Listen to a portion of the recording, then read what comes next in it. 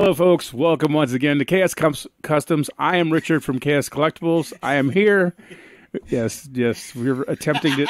I'm not starting this intro again. What's your name? I'm stumbling all over my words today. I'm here with AJ of Forbidden Panel. Hi. Live in studio today. On location. on location. In the studio. We think. We don't know. We'll let you know once Richard figures it out. It's been a long day already. Right. It is, 5 o'clock in the afternoon, so I guess it kind of counts. Sure, I've been up since 3. But, for some people, it's been a long day. Yeah, well, it happens. So today we're going to spend some time talking about SummerSlam. And like I said, there was a bunch of like ending of storylines, the future going on. We saw some big title changes, some good stuff. I mean, I enjoyed the pay-per-view, we can get into it. I guess we kind of actually do have to talk about it because there was actually so many title changes and storylines that went through it. It does need attention. I mean, so the first match on the card was Rhea Ripley returning for her first singles match against Liv Morgan for the women's World Championship? I don't know. I think that's the Women's World Championship. I'm going to put this out here real quick. I don't watch WWE. Right. I'll watch some of the major pay-per-views maybe. The last pay-per-view I caught was WrestleMania. So I haven't seen anything or heard of anything until now. And so to me, coming into this, it just felt I wasn't too excited. And I don't know what's happening with the belts or what the belts are called or, Yeah, the fact there's both all companies, actually, I think, because even TNA have, and I've said it many times on this, have too many belts. Right. I understand that there's 3 shows that WWE manages, 4 now if you count TNA, and that there's a woman's title on each of those shows. So I will say that Liv Morgan is very gorgeous, and I will always vote for her. No matter what. It was a good match. It was a solid match. It was what I thought it would be. It ended exactly the way I thought. I'm 90% sure everybody thought Dominic Mysterio was going to turn on Rhea Ripley. I mean, it was so predictable, and maybe that's my problem with this SummerSlam. Every surprise that happened was absolutely predictable. I don't watch WWE, and I knew what was happening. Yeah, every single one of them. Rhea does look good coming back from that injury. She did sell the shoulder in a couple of different parts, even doing a little homage to her husband, with the putting the shoulder back in the socket. So that was cool. Twice. Yeah, twice. So that's going to continue the feud. Like I said, it was a solid match. It was nothing spectacular. It was good. It's good to see Rhea back. The storyline moving forward, I think there's a lot of meat on that bone. Obviously, this is very similar to what happened with how when Eddie turned on China, it's going that route. Everybody's siding with Rhea over Dominic, obviously. So, and it foreshadowed something that came on later on that night. Right. The other thing that's a little funny is when Rhea first returned on Raw, since I know you don't watch it, and she interrupted Liv Morgan and Dominic, where they were like face to face. It looked like they were going to kiss. Like everybody was like oohing and awing at first, so everybody took Rhea's side, and then the next week, so right before SummerSlam, Liv was doing the old promo in the stands. Basically telling Dominic to join her, and he rejected her, and she started crying and everything, and people felt sympathetic for Liv.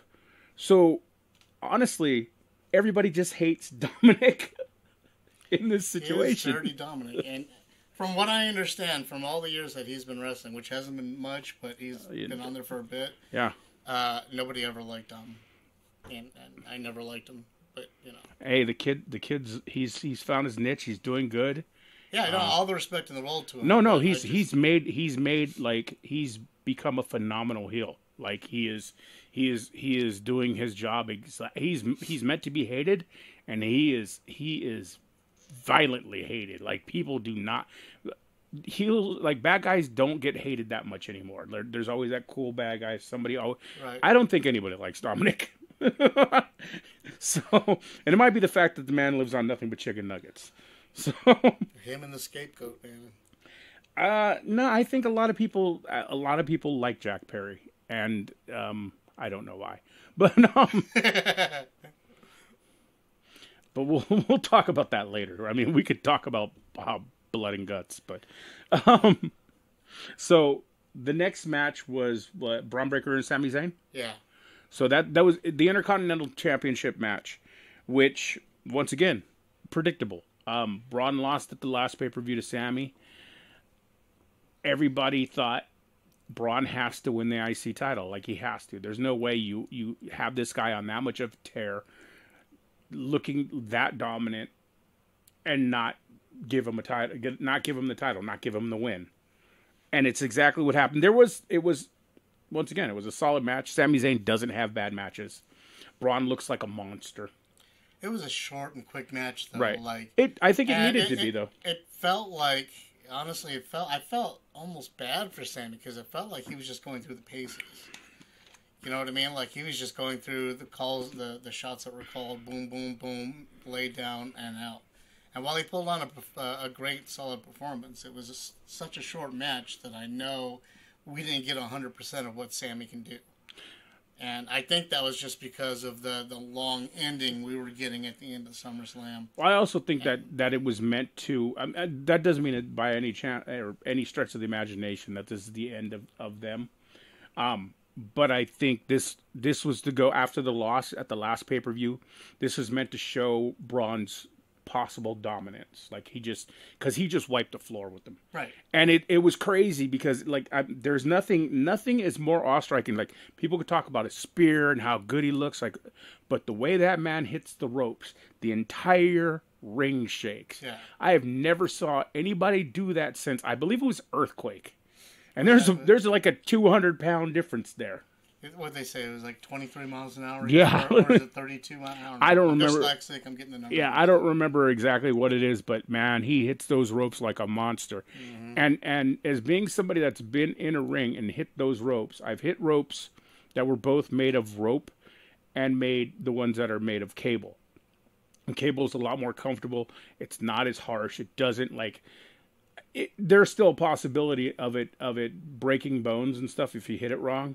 But rope is so much worse, and he's hitting rope that hard. And like I said, it shakes, it moves the ring. Like, it is impressive. Just watching him bounce off the ropes is impressive. Much less the contact that he gets with that spear. Mm-hmm. And I've heard nobody complain about it. So he's protecting whoever he's hitting. So, kudos to him. Like, Well, that's what his running start does. It prepares them for it coming, so it allows them time to adjust for the move, to receive the move, But yeah, I agree with you. And the scene up in the stands with both his dad and his uncle, like, being proud of watching him get the title. Yeah, that was cool. That alone, was confusing because I didn't get the math. I'm still behind on my Steiner math. But it was awesome to see. Yeah, that was. So I was glad to watch him get his comeuppance in his final title. His title begin. Yeah. Though I would have thought it would have been more fitting at WrestleMania for something like that. But hey, SummerSlam is just as good a start as WrestleMania for I mean, it's one of the big titles. So, I'm sure Braun's going to have many titles. Once again, as we move on later and start talking about the nostalgia of it, it used to be the big four back in the day where there was only 4 pay-per-views. It was WrestleMania, Survivor Series, SummerSlam, and why can I never remember the 4th one? Wasn't it the Great American Bash? No, that's WC. That was WCW. WrestleMania. Or did I already say You WrestleMania? already said WrestleMania. WrestleMania, SummerSlam, Survivor Series, and another one. It'll pop in my head. Getting old, man. Getting old. In your house. Right? No, In Your House that's when they started doing the multiple to fill in for the other months. Wasn't King of the Ring. I'm losing my brain on that right now. Anyway, Next Royal up- Rumble. Yes, Royal Rumble. Next up was LA Knight versus Logan Paul. LA Knight won the title. Everybody once again predicted that he would win. It is odd that that Logan Paul would lose in Cleveland Stadium, since he is from Cleveland, and his popularity tends to draw a huge crowd. Next up, we had Nia Jax and Bayley. right. Yeah, that was so I have been singing Nia Jax's praise since she came back. She had been doing really, really good. I swear until about this last month and a half, maybe month, where she's starting to fall into some of her old habits again. Where she's getting sloppy, and maybe it's from, I know in an interview that Cody Rhodes had, he had said something about her doing less house shows. And that always brings up the point that I bring about women's wrestling, like in AEW, how they need more time. Like you don't get any better unless you're performing in a crowd. You can perform in a gym all you want. It's not the same as performing in front of a live crowd. And I think them taking her out off of those loops and her not doing as many house shows as she was, because she was doing almost as many house shows from what Cody Rhodes said. She was doing almost as many house shows as he was, which is a tremendous amount, which is good for her. And I think the lack of reps shows because she's getting sloppy. And I won't even call it sloppy as much as it's just you fall back into old habits if you're not working on the good ones anymore. Right. And her problem is not only is she sloppy, but her sloppiness is visible to the crowd. Yes. To the random viewer. It's one thing to be sloppy to us, where we can see it, or notice stuff, because we pay attention to that stuff. But when Joe Schlo observer it can see it and it's obvious, then there's something going on. Yeah. I like what they're doing with Tiffany Stratton. Nia got the win over Bayley, which obviously I think is going to go into Tiffany and Nia Jax for the title, which is weird because I can't see Tiffany Stratton as a babyface for anybody, and I don't care how hard you try. I don't think anybody's going to like Nia Jax anytime soon. It's going to take some serious work. She needs to get better on promos, and she needs to stop falling in those bad habits. Which, I mean, bad habits come from anybody. Like, I'm not saying anything about her skill or lack of skill or anything like that. It's lack of reps. When people come from the independents or come from smaller organizations, 90% of those people have bad habits that you want to get away from because it doesn't translate as well, especially on WWE TV. When filmed in high definition and 4K, and they're zooming in on this and zooming in on that, because it exposes what you're doing wrong. Like, it's very obvious when certain moves are missed or whatever, like it because of the way they film. When I can see Nia Jax gently lowering herself on top of Bayley's chest. Yeah, well, that's where the mistake's coming in, because there was no gentle about it. She did a senton, or not a senton, but a dropping, like she's been dropping directly on people again, and that's a bad habit. But I had to give it up for Bayley dropping a powerbomb onto Nia Jax. Yeah. Bayley did a great job. Bayley was doing her best. But you can tell that carrying the weight of Nia Jax around, and I don't just mean physically, but I mean wrestling wise. Yeah. Was getting to Bayley. Like, she was exhausted after the match. The structure of the match was there.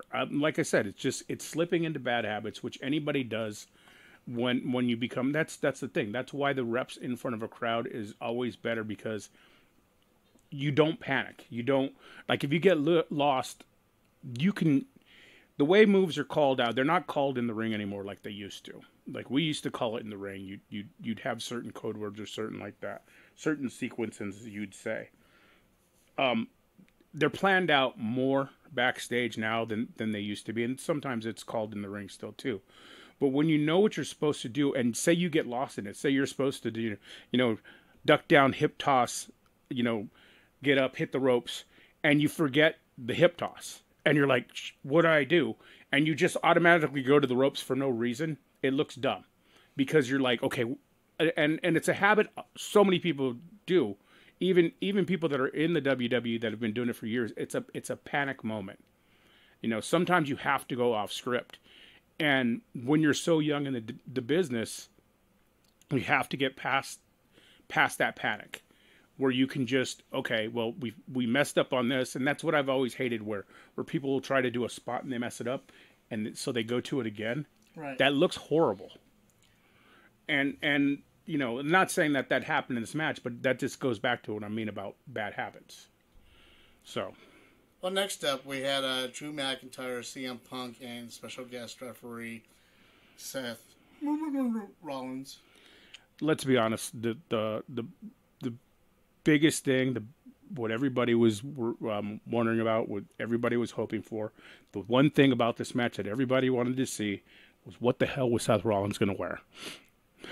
Like, commentators are talking, like, everybody. It's the only thing that mattered.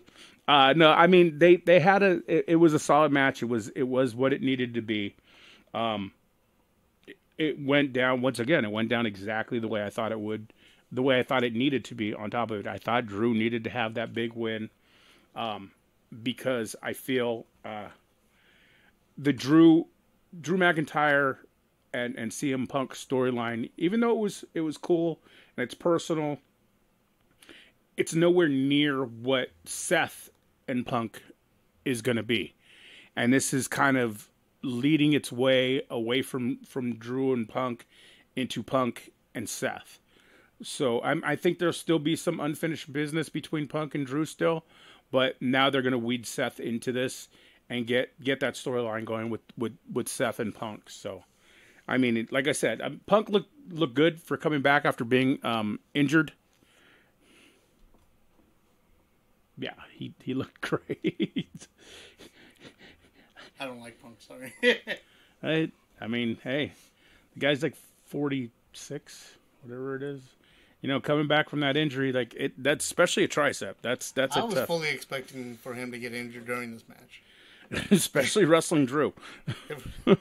Drew's not somebody that plays nice, He's a heavy hitter. Yeah, he's definitely a heavy hitter. He's definitely snug. But it was an entertaining match. It leaves the door open for what's to come, which I think is a much bigger story.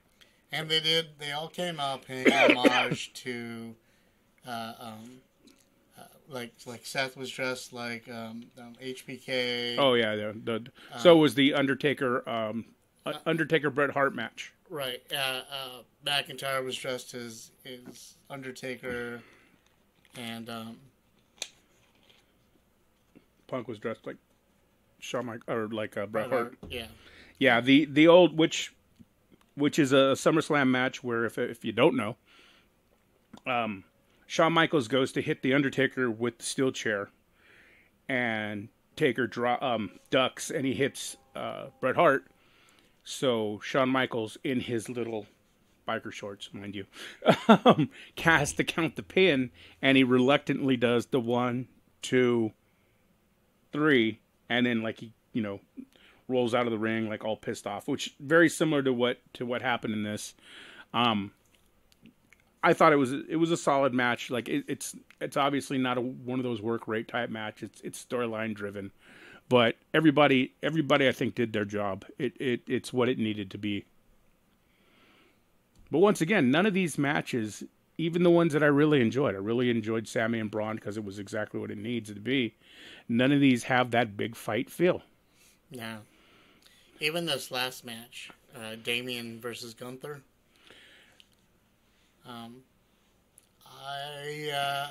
this is one of the few matches I enjoy, even though I think it felt kind of quick to me. But yeah, you saw. Oh, you want me to give away? Gunther beat the crap out of Damian Priest, and I was excited to see Gunther come on top and win the title. Finally, watching his rise throughout the year, his adaptation of just changing his body and changing his mindset, and still just being as ruthless and as strong as he's always been throughout the whole time. It's just been awesome, and I was glad to see him finally win. However, it was overshadowed by all the inner politics that was happening in the ring between the Judgment Day. What was happening with the Judgment Day? Yeah, that's the thing. It drowned out his celebration. And I felt bad for it. It was a solid match. It was a good match, and the crazy thing about this, and this is where I think they kind of missed in the big fight feel, is both these guys have a very similar story, and I'm talking from everything from where from coming up in the independents to the body transformation. If you look at how Damian Priest used to look back in Ring of Honor, Damian Priest was a big guy. He was chubby, he was flabby, he looked out of shape. Even when he dropped weight, he didn't have like the muscle tone, like he didn't look like he does now, nowhere near. And he was very unsure of himself, which I believe actually today I believe he has a biography coming out on 24 on the Peacock. Yeah. So they have a very similar story as far as that goes, and I think that's something that you'll get out of a boxing match. You know, they'll tell that story like, you know, something like back in the day when you used to have HBO boxing or whatever. They would do these lead-ins where they talk about like the similarity in their stories. I think they kind of missed that, because I think that could have gave this a bigger fight feel. And then I think, though I understand for storyline purposes, Finn turning on Damian Priest, I get the storyline purposes, but it also took away from the match. Took away a lot from the match, because I was really enjoying the match until the turn happened, and then when the turn happened, that it got distracted from the match, and it got clunky. Like there, it got very clunky. Like it just seemed, and it was mistimed. Yeah, like Finn missed the third count. The referee had to hang for a minute and wait for Finn to interfere. You know, so it was just. I think that's. I get the turning thing, and I understand, because it was seriously foreshadowed. It had to cost them the title, which that's another thing. Like I said, it was very predictable. I get that, but it took away from something actually probably that would have been the best match on the card. I agree. So the next match, I'll tell you, like, I know how formulaic WWE matches can be. I fast forwarded through this match till about the 30-minute mark, and when I got to the 30-minute mark, the match was just starting because of all the entrances and all the lead up. So I fast forwarded again, another 30 minutes. You know what's hilarious? And then I got to the match. You know what's hilarious is I 100% understand where you're coming from, and I agree. But that's exactly what I did on Blood and Guts. Right. And then that's where once again that's where that leads into my whole the big fight feel, because too many of these companies are doing that, where it's so. There's no threat. There's no threat that they're going to win at any point in time during the match. Right. There's no fear of that happening. You know you're going to see every one of the bloodline pop into the match, right. And until you see every one of them, yeah. I fast forwarded. I got to about where I got to see 10 minutes of wrestling, and then everybody started popping up. Yeah, until and that's the thing. Like, that's my problem with thing. Well, I mean, Blood and Guts is different because the match doesn't officially start until everybody enters. Right, until a half hour later. So anyway, yeah. So I decided, I'm like, okay, I don't want to watch all the entrance and all the hoopla and all this other stuff. I just, with all the run-ins, you knew run-ins were going to happen. Yeah. So I said, I waited till the run-ins happened, and then I started watching the match. And once again, it wasn't a great match. Of course, a match like that isn't meant to be great. We saw the returning RKO, Kevin Owens and Randy Orton, which pretty much everybody predicted. And then we saw the return of Roman Reigns, which who cares? Right. No, I mean, a lot of people have been really wanting it. So at first, it's storyline important. At first, to me, I thought, wow, he hasn't been gone that long. And then I started thinking about it. No, it's been 4 months. So I just apparently don't watch WWE that much, apparently. When was WrestleMania? 4 months ago. Yeah. So it was a big return. The crowd absolutely loved it. He came out, did the old Superman punch to Solo. Cody did, the crossroads to him, pinned Solo. About the spear. Oh yeah, the spear. Yeah, he did the crossroads while pinning Solo while looking dead at Roman. So there's a lot there. Obviously, this is going to lead into a bloodline civil war, which everybody seems to want. Which they ran the ad for a couple weeks ago. That I think that was fan made. Was it? I think so. But it came out like a Survivor Series, a Bloodline Survivor Series type deal. I believe that was fan made. But I think that's where it would happen. Yeah, I think that's where it's going. So, and I don't care. Honestly, it was cool. We saw God in there, right? The Girls of Destruction in there for a minute, which was cool. I'm a big fan of theirs. But we saw what's his name, Jacob. I don't know. See, there's a lot of speculation on that, and honestly, I'm not curious enough to dwell into it. I'll see how it plays out on TV. Supposedly, it was storyline injury, so that way he wouldn't be in the ring when Roman returns, or he did because on the replay he hit his ankle right on the corner. His shin. He banged his shin right on the edge of that table, right when it collapsed. And as a former skater, sympathy pains, brother. so either it's real or it was storyline. I mean, we'll see how it plays out. Actually, Raw's happening right now, so I wouldn't be watching it anyway. It's on Sci-Fi anyway. I don't get that channel. So, but yeah, that was pretty much. I mean, the matches were good.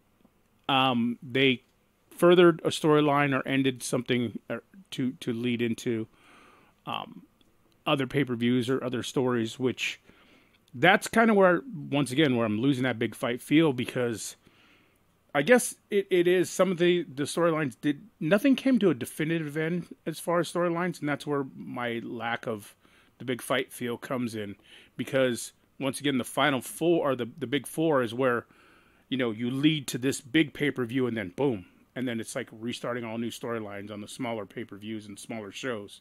So I guess that's where my disconnect on that is. I mean, all in all, it was a solid show. It was just another pay-per-view, though. I wasn't too thrilled about it. I mean, I whatever. But in pure opposing wrestling company fashion, AEW was also running Collision at the same time, or immediately after, which is their Saturday night show. Right. And to quell any rumors whatsoever, Buddy Matthews showed up on the show. Who is currently dating, married to Rhea Ripley. And there were a bunch of rumors while he was out with injury and getting married that he was going to show up on SummerSlam with her and be part of the storyline. But smashed that immediately by showing up on AEW Collision the same night that that was happening. SummerSlam was happening on WWE. So, and there was nothing exciting happening on AEW to keep you wanting to watch it, except for the big tag team match at the end. He also just signed a new contract. Yeah, he also just signed a new contract. So, yeah. I haven't watched Collision in I don't know how long. I actually haven't enjoyed Collision since Punk left.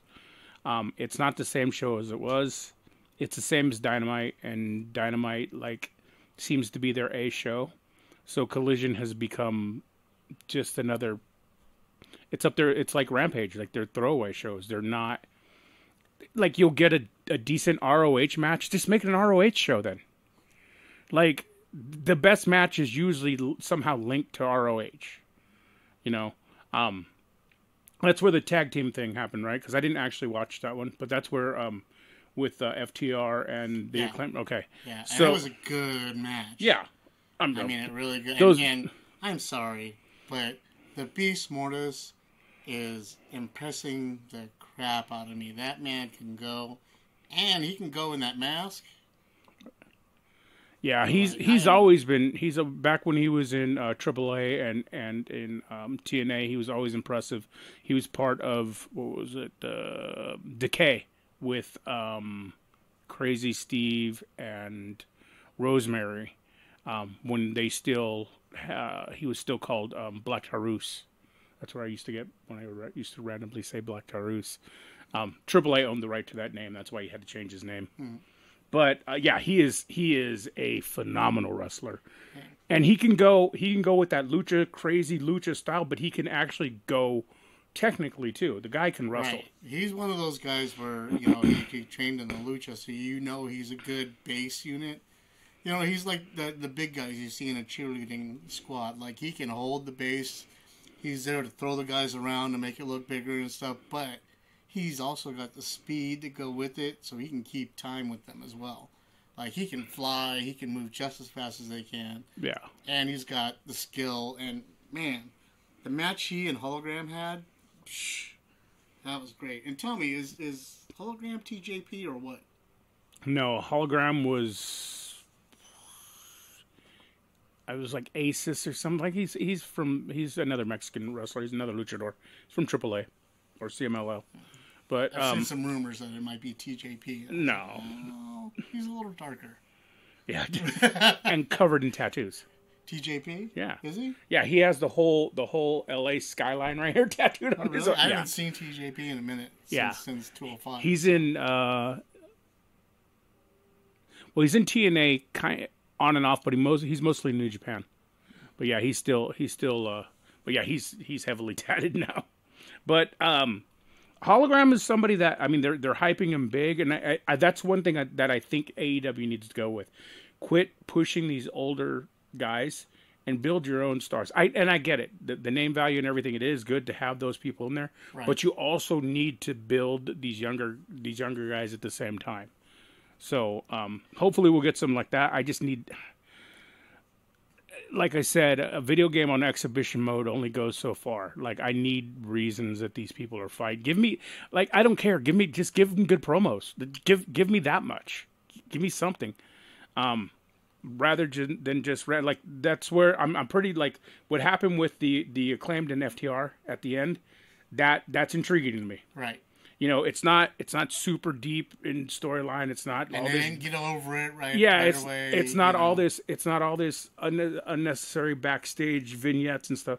It's them face to face in the ring, saying stuff, and that's good enough. With a good mix of young and old, right? All in there involved. And is Mark Briscoe not the freaking superstar of AEW? How is he not exhausted? Like, the man just had a baby. And he's on every show that they put on and the house shows. And he's all over the damn place. And he's the best thing on their television, personality-wise. He gives the best promo. Him and Kyle O'Reilly.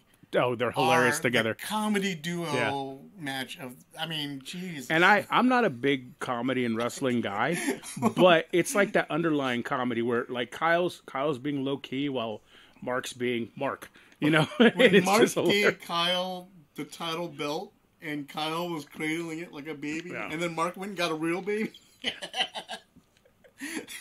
And he cracked up, and Kyle's in the back like, woo, coochie coo.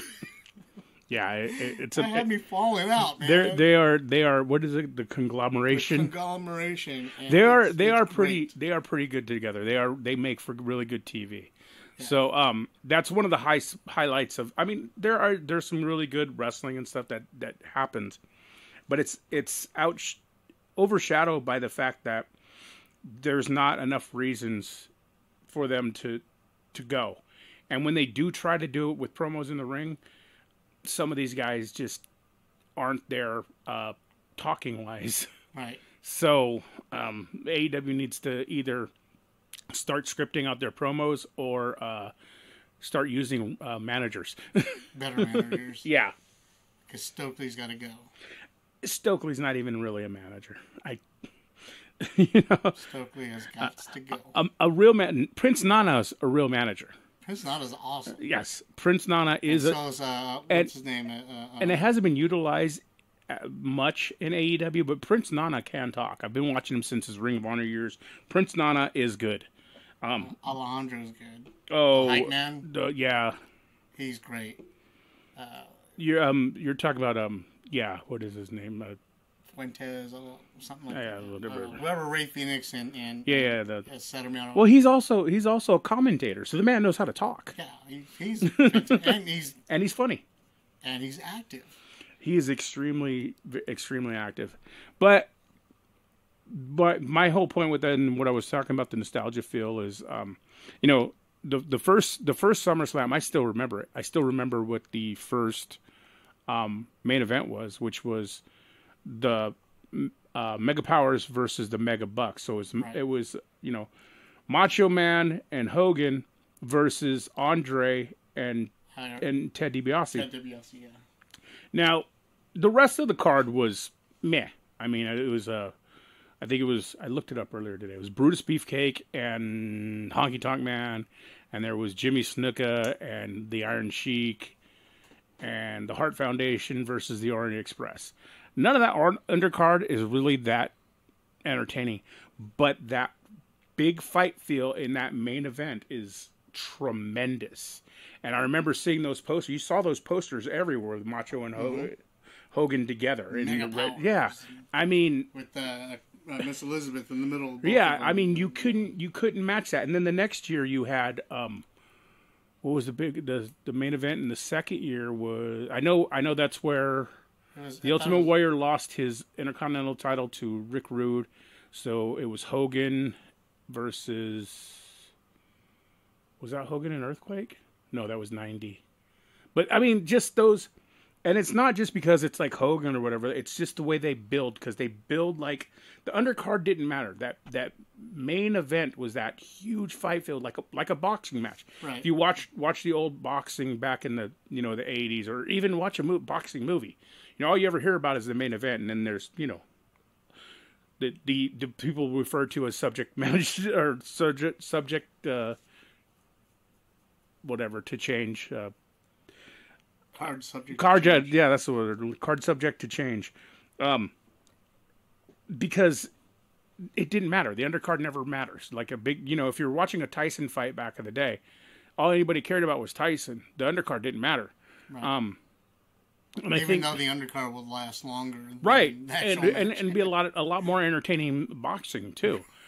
And if you think WrestleMania 3, the one match that, even though it was Hogan and Andre, the one match everybody talks about is Macho Man and Steamboat. Right. That was in the undercard, but that big fight feel for Andre and Hogan was just tremendous, and I think that's what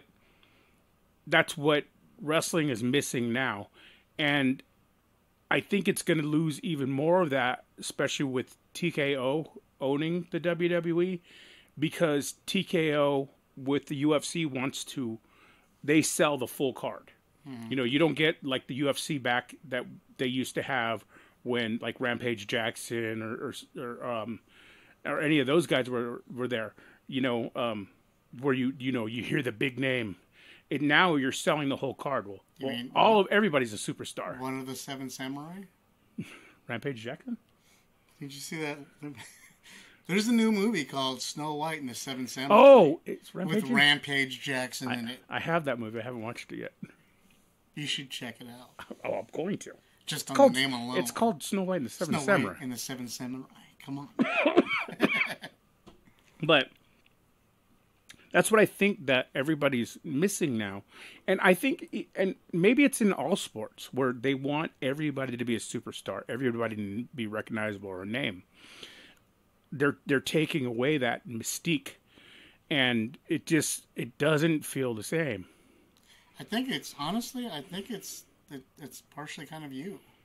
Maybe. Because, I mean, look at the audiences in these events. Because there's tons of audiences. They're all behind it. They're all hyped up.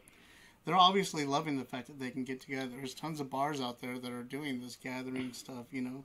So maybe it's just in our age, we're just not in that mind frame anymore. Maybe we just don't have any investment in what's being on the show. There's a possibility of that too. Because they're not doing a good job of hooking us older audiences. We might be salty old people, but as somebody that worked at bars that would highlight like show things like that, right. I watched as the years go how the attendance would drop for specialized events. I know places that still show like UFC fights, even ones that will show wrestling pay-per-views where they used to charge entry fees. Right. Now it's free, and now you're getting specials when they would never have that. Well, look at how it's being presented, though. Like, look, you can go to all these different towns, and that event in that town is special. However, right. When you're streaming these events for $10 a month, $20 a month, at any bar where you can go for free, when you're showing these events, pay-per-views now are literally once a week.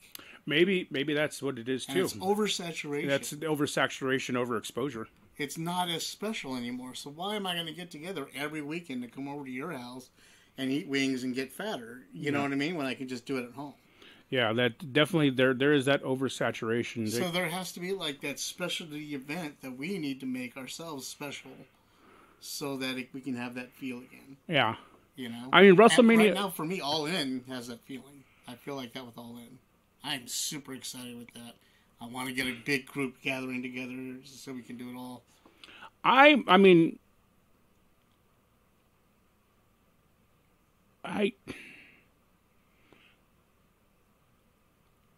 50-50 on it right now, but I mean the card's still forming. So I mean, yeah, absolutely. So I mean, I'm excited for certain matches for sure. But yeah, no, I think All In will definitely have that. Bryan Danielson, I got to see it. And we pretty much know Danielson will probably just retire after this match. But I still want to see it.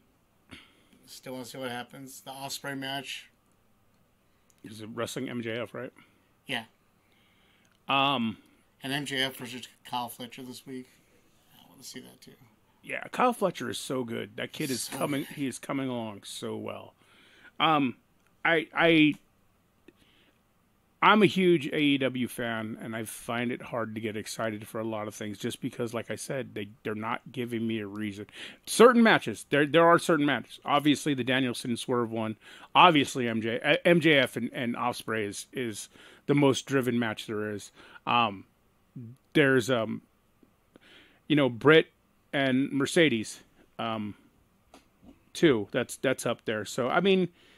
If the rumors about Britt are not true. Well, I mean, if the rumors are true, she's only suspended for 2 weeks. So the pay-per-view's further away. Right. She's, because of the almost having the stroke and everything, she was gone for months. Her missing 2 weeks isn't going to be that big of and then you have... I'm pulling up the match list right now. The ones that have already been announced. Oh, there's Darby and Jack Perry, right? Isn't that going to be on that for the TNT title? I believe so. For one of the 1,000 titles that they have there. I believe so. Hold on, I'm pulling it up. Keep talking. But like I said, the thing I liked back in the day was the nostalgia, the big fight feel. I did like that. And maybe it is oversaturation. Maybe part of it is being older and just not being as into it as I used to be. Maybe it's a combination of the things, Well, Toni Storm versus Mariah May. I'm very excited for this because Toni Storm can go, and Mariah May has proven to me to be. Mariah May can go. Yeah, she's good. Mercedes went in. Britt Baker. TBS Championship. MJF and Will Ospreay. The first match they did was phenomenal. I'm excited for the next one. Yeah, you're right. Jack Perry versus Darby Allin. I think that'll be awesome. It'll be bloody. anything with Darby is good. Darby is so good. He needs to sometimes be saved from himself. I don't want him to. I don't want him to, especially so young. I don't want him to injure himself where his career ends early. But hey, if I imagine, like he said, if that happens, he went out, his way. So, kudos to him. He's living his life the way he wants to. And that's all that's announced right now. But I know that. Well, Danielson and Swerve. I already said that. Oh. I know that Okada is going to come in and have a big match to defend his title at some point. I don't know against who. And I know that the Bucks are... they're probably going to end up... Well, whoever wins the FTR... That's the thing that sucks is I'm a big FTR fan, but it has to be the Acclaimed. Yeah, I'm tired of... I love the FTR, man. They are phenomenal. But I'm tired of seeing them with the belt. I'm tired of seeing them wrestle the Bucks. Yeah. I'm tired of seeing the Bucks. Please, Bucks, go away. I just want them to present themselves differently. And obviously Jericho's going to be involved in something. Something stupid. I hope it's Taz. Nah, Taz doesn't have... I know, I'm just saying. A dream match would be Taz, but it's going to be Hook or something. Dream match Taz, dream match McGuinness versus Danielson one last time. Well, that's obviously not going to happen if he's wrestling Swerve. I'm just saying dream match. Oh, yeah. Maybe it All Out. Nigel needs a goodbye match. Nigel is such an underrated wrestler. That would be the best goodbye match for both of them. As big as, and I am admittedly a huge CM Punk fan. I'm a huge... what's called Roderick Strong fan. I'm a huge Samoa Joe fan. I'm a huge Tyler Black fan. Like, I can go down the list of all the... I'm a very big Jay Briscoe fan. I can go down the list of all the ROH world champions of the past. My favorite all-time is Nigel McGuinness. He was just... It's so sad the man never got to perform on the level of the WWE. We did see a little bit in TNA. He did have a kind of a, when he was what was his name, Damon something, when he had that feud going against Kurt Angle. We got to see hints of it, but that's also when he got disqualified from wrestling because of the hepatitis. So we didn't get to see him to his fullest potential. And that sucks. Like, it really does. And if you ever saw his documentary, not the one, the WWF did a pretty good, or WWE did a good one on him, but he also put one, it's called Last of the McGuinness. It was self-funded. Actually, it was the first time I ever heard of Kickstarter. It was funded through Kickstarter. And he hired a film crew, put it out himself. And it was basically his farewell tour. And he gets pretty deep, pretty emotional on there about how empty he feels and how much is missing, like, because he didn't get to perform with the WWE. Mm-hmm. And he said a lot of that's gone now. I think ever since he had a kid, he doesn't have that empty feeling anymore. So, I mean, kudos to him. Teaching his kid to take his place? He's got a baby. She's got a little one. So that means yes. So, I mean... Pin you, baby. Pin you. I would love to see a farewell match for him. That would be awesome. Like I said, he's one of my favorite. He's an amazing commentator. So, yeah. But that's pretty much, what do you have coming up here, AJ? Well, this weekend being, what is this weekend, the 10th? Yes, I believe so. Today's the 5th, or today's the 5th, so let's say Monday. Is it Monday? Is it really Monday? It is really Monday. So, yeah, 10th, 11th. Saturday, August 10th, in Ukaipa, there's an event going on called Wicked Fest, and it's being put on by, give me 1 second, I will tell you all the information. Is it Wicked? You say that, and all of a sudden I've got corn in my head. Is it wicked and is it festy? Am I wicked? I think of Insane Clown Posse. It is a Halloween event being put on in Yucaipa at the Yucaipa Performing Arts Center from 1 p.m. to 9 p.m. this weekend.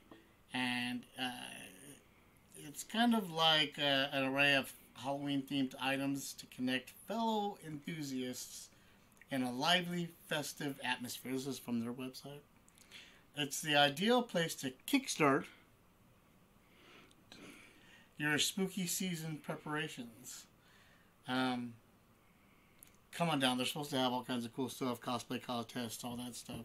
It's in the parking lot of the White Pack in Yucaipa, California. 1 to 9, free parking, free admission, free. And just come out and check it out. It should be fun. It's being hosted by the Dark Side of the IE. I believe it's one of their newer events. Dark Side of the IE is a father and daughter team, and they like to investigate the hauntings and horror conventions and movies and whatnot on their site. Nice. Are they on? They have a website or social media? It's called the Dark Side of the IE. They can be found on Instagram and on Facebook. We are starting to work with collaboration with them, so you'll probably see some more stuff by them on our site as well. Hopefully we'll get them on here to be interviewed and stuff. But we'll be out there on Saturday walking around, sweating and crying and watching all the goth makeup melt. We invite you guys to come and join us. And, Definitely a lot of crying. And see us and see everybody else that's out there. It should be, hot, melty fun. Sorry, it's 105 out today. I'm going to use that line. Hot, melty fun. Yes. You're welcome. Sounds like reading the back of a videotape. So, you said you're going to start working in them. You're going to start seeing a lot more of the stuff in collaboration on your website. So once again, AJ, what is your website? Well, you don't ask me questions when I got things in my mouth. It's when you speak the list.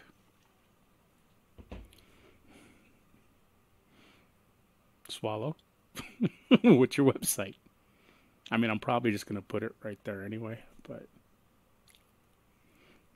not there. ForbiddenPanel.com. Some of you might be on the website right now watching this from This that website. very moment. At this very moment. ForbiddenPanel.com. Please come check us out. We have a bunch of cool stuff up there, including art and columns and Who's writing and stuff. And I don't know. People. What the hell, dude? Your art. No, I don't mean who's the artist. I mean who's art. Um, And why is he up on your website? Poor guy. I don't know. Because he brings me tacos. Is he locked? Is he locked in the internet? Yeah. Well, that'll do it for us this week. It's a lot more of us babbling about nothing. One thing I do want to shout out real quick on